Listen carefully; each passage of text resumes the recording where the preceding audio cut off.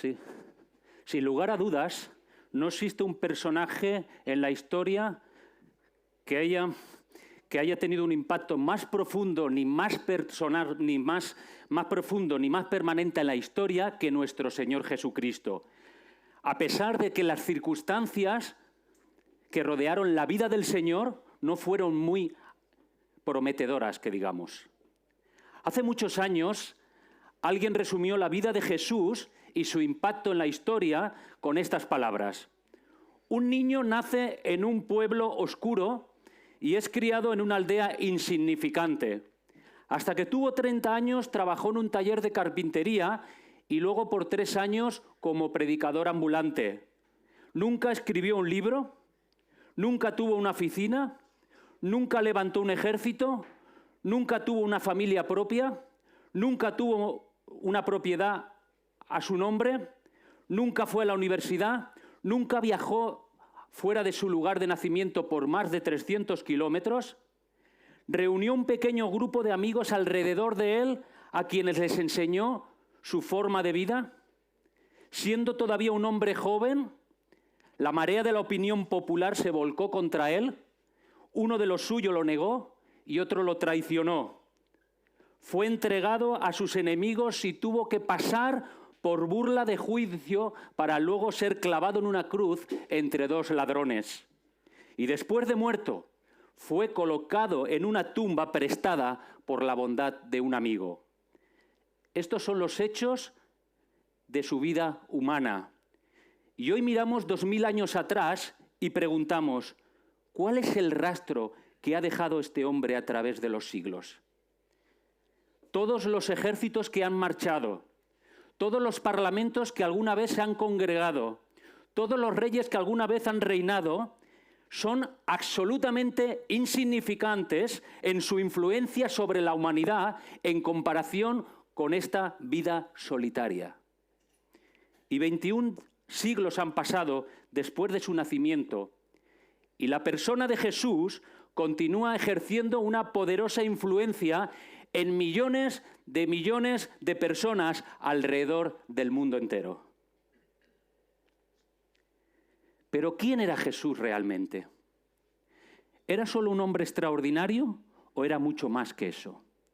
Y lo que todavía es más esencial, ¿tiene alguna importancia el hecho de que tú y yo tengamos una opinión adecuada acerca de él? Para eso vamos a sumergirnos en un texto del Evangelio de Mateo donde Cristo mismo plantea esta interrogante. Mateo 16, capítulo 16, versículo del 13 al 20. La lectura la vamos a escuchar en vídeo. Al llegar Jesús a la región de Cesarea de Filipo, preguntó a sus discípulos. No sé. ¿Quién dicen los hombres que es el Hijo del Hombre? Unos dicen Juan el Bautista, y otros Elías, y otros Jeremías, o uno de los profetas. ¿Y vosotros quién decís que soy? Tú eres el Cristo, el Hijo del Dios viviente. Bendito eres, Simón, hijo de Jonás, porque no te lo reveló carne ni sangre, sino mi Padre, que está en los cielos. Mas yo también te digo que tú eres Pedro, y sobre esta roca edificaré mi iglesia, y las puertas del infierno no prevalecerán contra ella.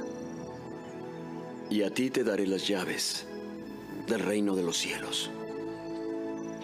Y todo aquello que tú ates en la tierra será atado en los cielos, y todo lo que desates en la tierra será desatado en los cielos. Entonces, versículo 20, mandó a sus discípulos que a nadie dijeran que era Jesús el Cristo. Esta hermosa historia representa un momento muy decisivo en la vida de Jesús. Después de alimentar a los 5.000, la popularidad de Jesús comenzó a desvanecerse. Mucha gente se apartó de él y ya no pudo seguir enseñando a los judíos porque querían matarlo. Por lo que a 6 meses de la cruz, dedicó más tiempo a enseñar y a preparar a sus discípulos y menos a las multitudes.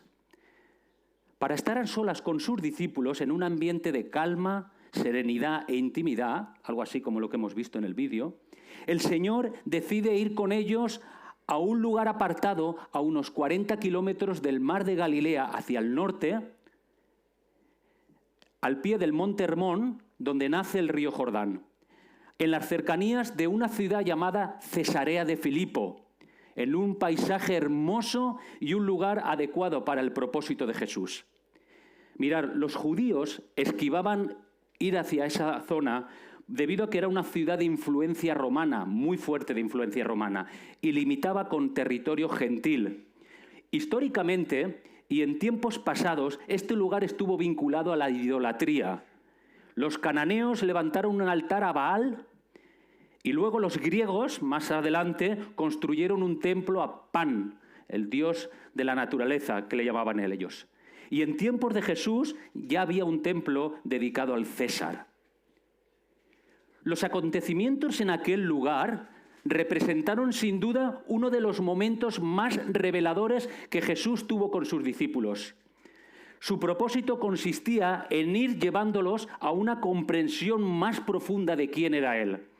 Desde entonces, el versículo 21 del mismo capítulo que acabamos de escuchar dice: Jesucristo comenzó a declarar a sus discípulos que debía ir a Jerusalén y sufrir muchas cosas de parte de los ancianos, de los principales sacerdotes y de los escribas, y ser muerto y resucitar al tercer día.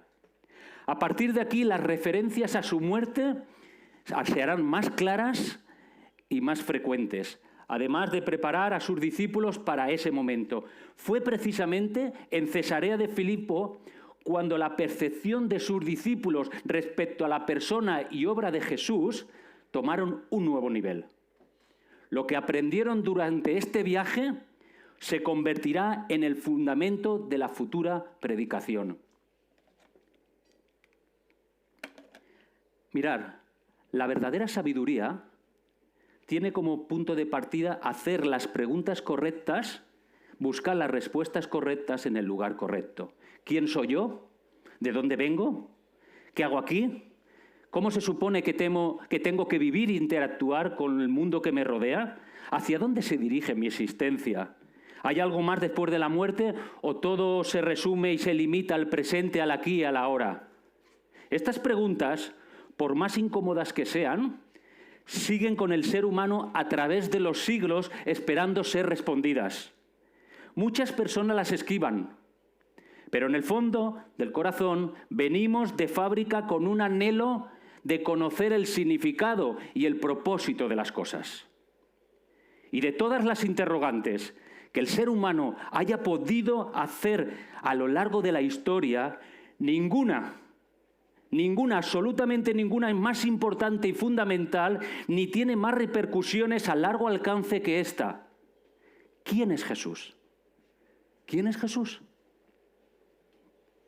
Se trata de la pregunta que divide a los hombres, de cuya respuesta dependen todas las interrogantes de la existencia humana, y marca el destino de todos los hombres y mujeres, no solamente en esta vida, sino en la venidera.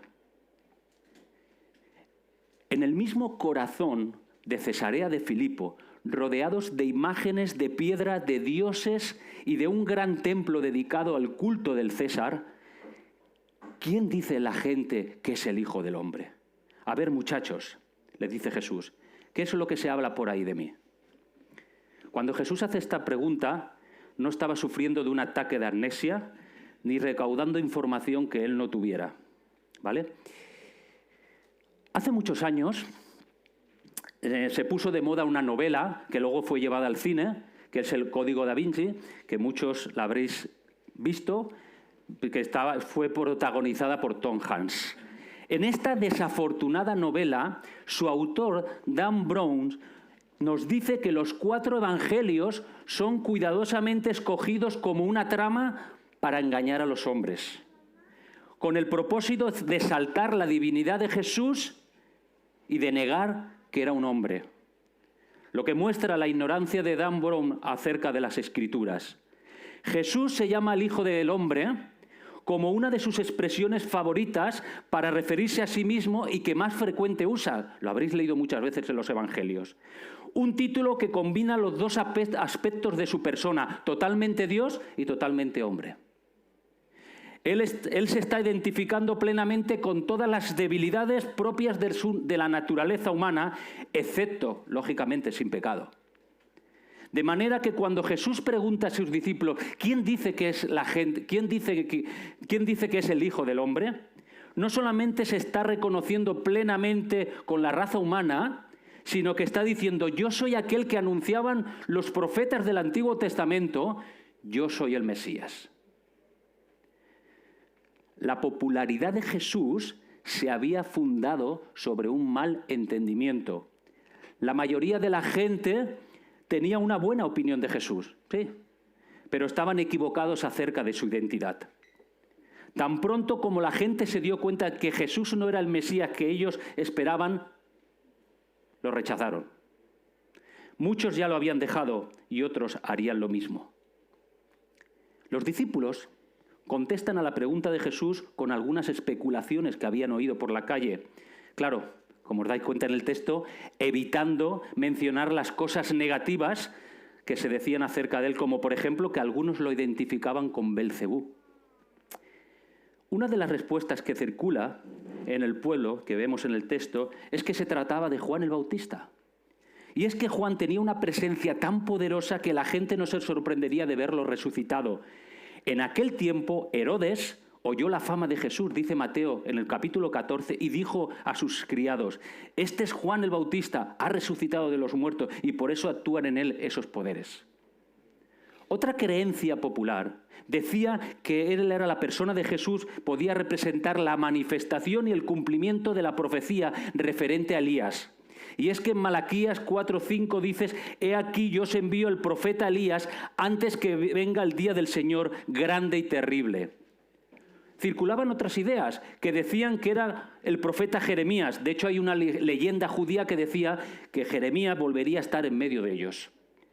Y otros simplemente decían que era alguno de los profetas. Y es que se esperaba en la historia la reaparición sobrenatural de todos los profetas muertos, o que Dios levantaría nuevos profetas que serían los herederos espirituales y que llevarían a cabo la misión divina. Todos ellos son grandes hombres que han dejado huella en la historia de Israel y reconocidos en las Escrituras como precursores del Mesías. Todas estas opiniones representaban gran honra y mucho respeto por la persona de Jesús, pero eran incompletas. No alcanzaba la talla de su identidad. Confundir a Jesús con cualquiera de ellos era la negación implícita de su mesianismo. Pero porque para la gente, él era uno más entre tantos. Esta perspectiva nunca podría prosperar. Jesús era bueno, pero no el mejor. Grande, pero no el supremo. Un profeta, pero no más que un profeta. Estaban diciendo, no eres el Mesías, tal vez un precursor. Por lo que ante este panorama, si Jesús decía lo que él decía de sí mismo, entonces es un falso, pues él afirmaba ser igual a Dios Padre. Si hoy preguntamos en la calle, ¿qué pensáis que diría la gente de Jesús? Todavía se lanzan hipótesis sobre su identidad. Por ahí se dice que es un gran maestro, que es un profeta al igual que Mahoma, Buda o Confucio, un sabio, un buen hombre, un predicador, un hombre extraordinario, un ser avanzado extraterrestre, el Che Guevara del pasado, el niñito del pesebre o un hombre clavado en una cruz en Semana Santa. La mayoría valoran positivamente sus enseñanzas, su carácter y en algunos casos hasta sus obras milagrosas. Decir de un hombre que es un gran maestro o un gran profeta es un halago. Colocar a un ser humano dentro de los grandes sabios de la humanidad es sin duda un gran honor. Sin embargo, esta perspectiva con Jesús nunca puede prosperar. Esto no alcanza la talla de su identidad. Es evidente que los discípulos conocían los rumores y la opinión pública acerca de Jesús. Ahora bien, esta pregunta, que es tan amplia, no era más que un preámbulo. Había llegado la hora de que los discípulos revelaran cuánto habían sido influenciados por la plebe y a qué conclusión habían llegado ellos por ellos mismos. El pueblo allá afuera puede creer cualquier cosa respecto a mi persona. ¿Y vosotros? Le dice a todos los discípulos. Habéis sido testigos de mis milagros, escuchado mis enseñanzas, observado mi autoridad. ¿Qué pues habéis aprendido? ¿Sois capaces de ver más allá de las esperanzas nacionalistas de vuestros contemporáneos? ¿Quién decís que soy yo? Esta pregunta dio lugar a la más grande declaración que los apóstoles han hecho hasta ese momento acerca de la persona de Jesús. Y hablando muy posiblemente en representación de los 12, Pedro, que siempre es el primero que habla, responde, versículo 16, ¿tú eres el Cristo? ¿Qué dice más? Tú eres el Cristo, el Hijo del Dios viviente. Tú eres el Cristo, el Hijo del Dios viviente. Hay un texto en el paralelo de Lucas, en el Evangelio de Lucas, que dice el Cristo de Dios, y en Marcos dice tú eres el Cristo. Los tres evangelios emplean la palabra el Cristo en griego. En hebreo sería el Mesías y la traducción en español, el ungido. Fijaros, el Pedro pescador, un hombre común y corriente, tirando redes, remendando, limpiando pescado y vendiéndolo en el mercado. El impulsivo Pedro, aquel que muchas veces aparece en los evangelios haciendo lo que no debía decir y diciendo lo que no debía decir, estableció un modelo para nosotros. Señor, tú no eres simplemente un profeta, tú eres el ungido, el Hijo de Dios, aquel enviado como profeta, rey y sacerdote. Ahí va ese Pedro, pescador. Dijo el teólogo y reformador protestante alemán Johannes Brenz, gusta mi alemán, ¿verdad? La confesión de Pedro fue como un resumen de todo el cristianismo y un compendio de toda la doctrina de la religión. Una confesión que requirió una fe y un carácter muy decidido.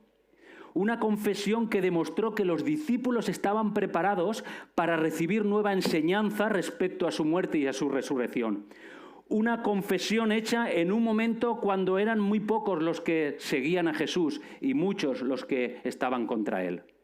Una confesión en medio de un trasfondo de cosmovisiones religiosas sobre la vida y la muerte. Una confesión que representaba una condenación a toda la adoración pagana. Una confesión que desafiaba a Pan, a Zeus, a Némesis, dioses muertos y a todos aquellos que eran lo suficientemente necios como para adorarlos, como si en verdad existieran. Una confesión que declara a Jesús como la única persona esperada en la historia del mundo. De ninguna otra persona se ha predicho su obra siglos antes de nacer.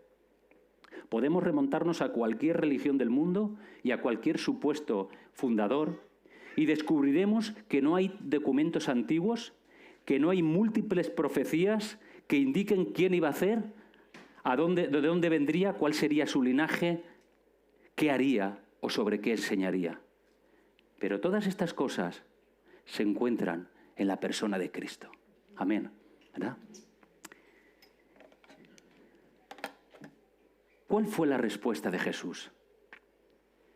Por favor, Pedro, no exageres sobre mí. Yo no soy ese. No, para nada. La respuesta, las palabras de Pedro provocaron felicitación en el Señor. Dichoso, afortunado, bienaventurado, eres Simón, hijo de Jonás. Es la respuesta correcta. Yo me imagino a los discípulos, todos allí, que claro, que lo dirían algo después, ¿no? Después de lo de Pedro. A todos nos gusta que el Maestro y más Jesús nos diga dichoso, afortunado. Yo no sé, me imagino, por ejemplo, a Santiago, no este también, diciendo, el Señor, yo también me sumo a la confesión de Pedro. Además, me sé el versículo, Mateo 16, 16, ¿sabes? Lo que yo seguro que no se sumaron ninguno de ellos es cuando 7 versículos después del texto, Jesús le tuvo que decir a Pedro, apártate de mí, Satanás, porque me eres piedra de tropiezo. Bueno, esto da para otra predicación, ¿Por qué Jesús lo llama dichoso?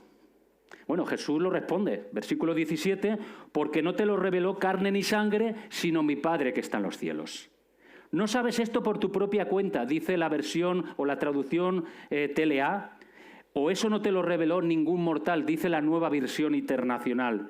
Pedro, si el Padre no te hubiera abierto el entendimiento, hubiera sido imposible que hicieras esa deducción acerca de mí. Dios había favorecido a Pedro en este particular y por eso era un hombre afortunado. El hombre natural no percibe las cosas que son del Espíritu, dice 1 Corintios 2,14, porque para él son locuras y no las puede entender porque se han de discernir espiritualmente. Y si nosotros hoy vemos claramente lo que otros no pueden ver, es por la gracia de Dios, no es porque seamos unos listos, que lo sois también, ¿vale? Esta confesión dio lugar al programa, a la tarea para los discípulos. A mí me encantan los programas, las tareas, ¡ay, qué bien! Vamos a ver lo que el Señor tiene para ellos. Mientras ellos estaban en este lugar de historia religiosa frente a una roca maciza en la que fueron talladas imágenes de dioses muertos, Jesús dice, versículo 16, y yo también te digo que tú eres Pedro y sobre esta roca edificaré mi iglesia. Sé que lo que estáis pensando, Desde comienzos del siglo III, esta declaración ha causado mucha controversia en la Iglesia, en la historia de la Iglesia. Católicos y protestantes se han dividido en cuanto a su interpretación de estas palabras. Y aunque en el Nuevo Testamento no hay ninguna señal de que el liderazgo de Pedro fuese transmitido sucesivamente y a perpetuidad, la Iglesia Católica la usó para establecer la institución del papado. Y es que existe un juego de palabras muy interesante entre los términos roca y Pedro. Tú eres Pedro, que es Petros en griego, y se usa cuando se refiere a un hombre. Y sobre esta roca, que es Petra en griego, y se refiere a una roca grande. Y curiosamente, mis abuelos se llamaban Pedro y Petra, ¿verdad? Se ve que lo habían entendido esto. Es verdad, ahora que si fuera como dice la Iglesia Católica, la construcción sería así. Tú eres Petros y sobre este Petros edificaré mi iglesia. O tú eres Petros y sobre ti edificaré mi iglesia. Pero el sentido correcto de las palabras de Jesús es, tú eres Petros y sobre Petra edificaré mi iglesia. O tú eres Pedro y sobre la roca que representa tu confesión, de que yo soy el Cristo, edificaré mi iglesia. Porque nadie puede poner otro fundamento que el que está puesto, ¿el cual es? ¿Quién? Jesucristo. Lo dice 1 Corintios 3:11, el apóstol Pablo. Recordemos también que Jesús está hablando a los judíos. Si seguimos el uso figurado de la palabra roca a través de las escrituras hebreas, vemos que nunca se emplea simbólicamente para un hombre, siempre es para Dios. No obstante, no hay que deslucir el papel de este apóstol que desempeñó dentro de la Iglesia, de principios de la Iglesia. Como queda demostrado en los primeros 12 capítulos del libro de los Hechos, Pedro fue el instrumento más efectivo para el establecimiento de su Iglesia durante el primer periodo. Entre otras cosas, él fue el que predicó el gran sermón en Pentecostés, que se convirtieron 3.000 personas, la curación del cojo o la heroica proclamación sobre Jesús ante el Sanedrín, ante el Congreso. Y si a esto sumamos sus cartas, las cuales tan hermosamente plantea el sentido de la vida de Cristo y su muerte, católicos, ortodoxos y protestantes pueden unirse gozosamente en gratitud por lo que Pedro representó para la historia de la Iglesia. El término iglesia se encuentra por primera vez aquí, en el Nuevo Testamento. Jesús habló de mi iglesia, para diferenciarla de cualquier otra asamblea, que es lo que significa iglesia, asamblea. El texto en griego dice, edificaré de mí la iglesia. Esto recalca un poco lo que he dicho anteriormente.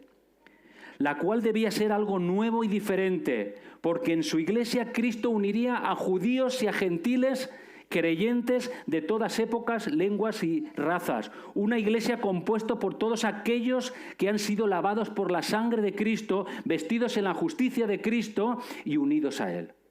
Una iglesia universal que defiende las mismas verdades y cree en las mismas doctrinas.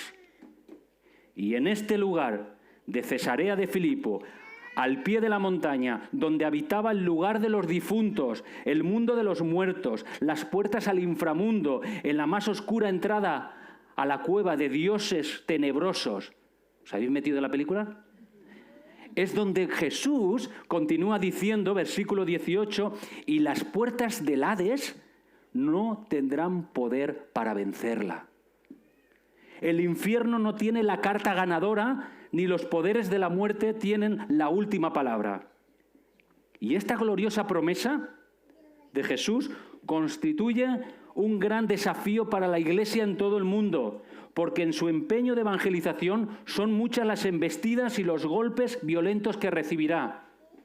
Sin embargo, Dios no permitirá jamás que el poder organizado de Satanás destruya a su pueblo. En otras palabras, la Iglesia no morirá jamás. Una iglesia así no había de construirse sobre un fundamento, o había que construirse sobre un fundamento más sólido que el de la persona de Petros, lógicamente. El teólogo William Kelly escribió: siempre que la iglesia actúa en nombre del Señor y hace verdaderamente su voluntad, Dios pone su sello sobre las acciones de ellos. Y a ti te daré las llaves del reino de los cielos, dice el versículo 19. Y todo lo que ates en la tierra será atado en los cielos, y todo lo que desates en la tierra será desatado en los cielos. Las llaves son símbolo de autoridad. Y Pedro recibirá las llaves del reino como una metáfora para la extensión del Evangelio. Pedro abrió las puertas en el día de Pentecostés y más tarde a los gentiles a través de la casa de Cornelio. Más adelante en Mateo, en el capítulo 18 de Mateo, Jesús incluye en esta afirmación no solo a Pedro, sino a todos los discípulos. Como representantes del Señor, ellos ejercerían la autoridad que Cristo les iba a otorgar de acuerdo a sus enseñanzas y a la luz del Espíritu Santo. Porque atar y desatar, frase muy familiar entre los judíos, términos rabínicos para referirse a prohibir y permitir. Jesús no dijo que Dios obedecería lo que ellos hicieran en la tierra, no, sino que ellos harían en la tierra lo que Dios ya había dispuesto.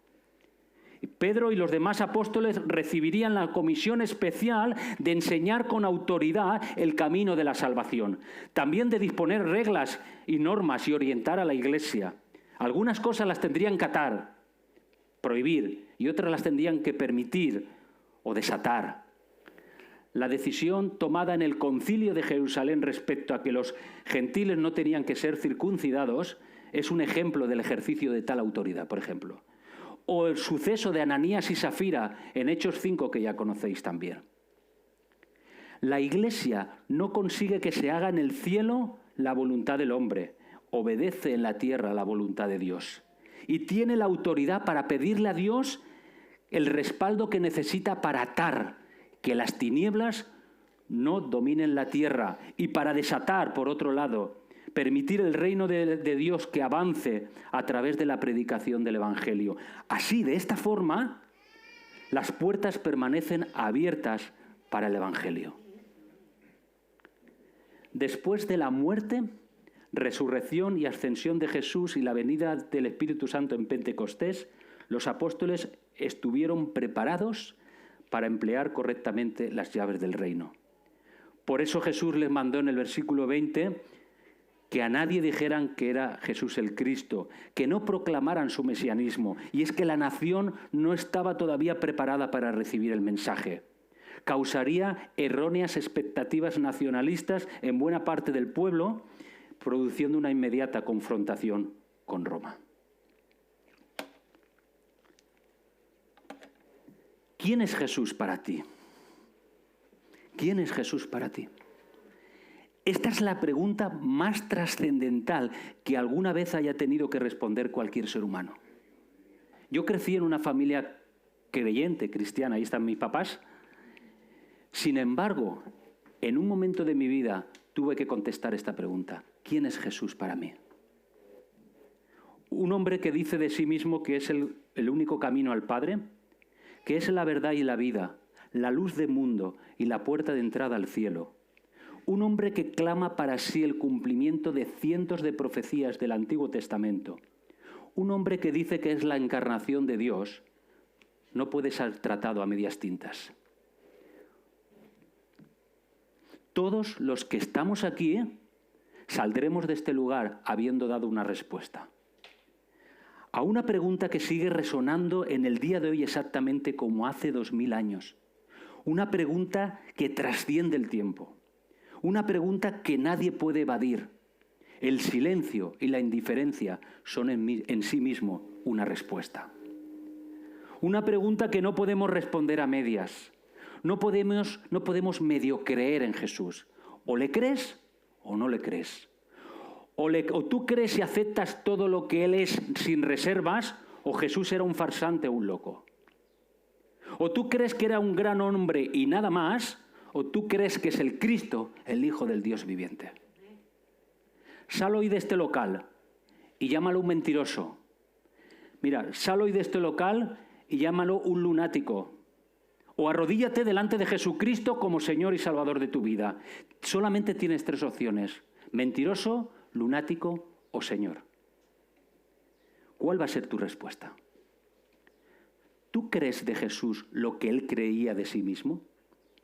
Lo que importa aquí es lo que tú piensas acerca de Jesús. Eso es lo que marcará la diferencia por los siglos de los siglos y determinará tu destino eterno. Si Jesús era quien Él decía que es, entonces no tienes más alternativa que postrarte delante de Él y reconocerle como Señor absoluto de tu existencia. ¿Esa va a ser tu respuesta? Mira, si tú te vas de aquí sin arreglar tus cuentas con Dios, ya estás dando una respuesta. El apóstol Pedro conoció la persecución de primera mano. Fue golpeado, encarcelado y amenazado. Vio morir a hermanos y hermanas en la fe y a una iglesia dividida, dispersa más bien. Pero aún así fue un hombre como una roca, cuya vida reposó en el Cristo, el Hijo del Dios viviente. Y nada pudo mover su confianza en el Señor resucitado y en la tarea que Él le encomendó. ¿Vives a la luz de tu confesión? ¿Vives a la luz de tu confesión? Jesús dijo en Mateo 7:21, no todo el que me dice Señor, Señor entrará en el reino de los cielos, sino el que hace la voluntad de mi Padre que está en los cielos. Hoy te invito a que redescubras a tu Señor. Porque vivir a la luz de esta confesión debe ser uno de los mayores alicientes para que arreglemos debidamente nuestras prioridades y tomemos en serio los asuntos del Señor en nuestra vida. Vivir a la luz de esta confesión es vivir según los valores del reino. Permitir el señorío de Cristo en cada aspecto de nuestra vida y prepararnos para el evento de bodas más importante de todos los tiempos. Vivir a la luz de esta confesión es convertirnos hoy y no mañana en discípulos de Cristo. En una relación que se renueva día a día, conviviendo, aprendiendo, experimentando, caminando tras Él, sin reservas, sin condiciones, sin exigencias. Aquella forma de imitar a Cristo, de vivir, de anunciar el reino de Dios, siempre ajustado a la voluntad del Padre. Vivir a la luz de esta confesión implica compromiso y disponibilidad, dejar nuestras seguridades, soltar amarras y hacer a un lado todos los miedos y los apegos. Buscar primeramente el reino de Dios y su justicia. Vivir a la luz de esta confesión es la expresión ante el mundo de que esa verdad que abrazas te ha transformado. Vivir a la luz de esta confesión es vivir una vida de adoración. ¿Cuál va a ser hoy tu respuesta? Y termino con esta declaración del teólogo e historiador Philip Schaff sobre Jesús. Una persona tan original, tan completa, tan uniformemente consistente, tan perfecta y a la vez tan humana, no puede ser ni un fraude ni una ficción. Se necesitaría más que un Jesús para inventar a Jesús. Así de grande es Él. Amén.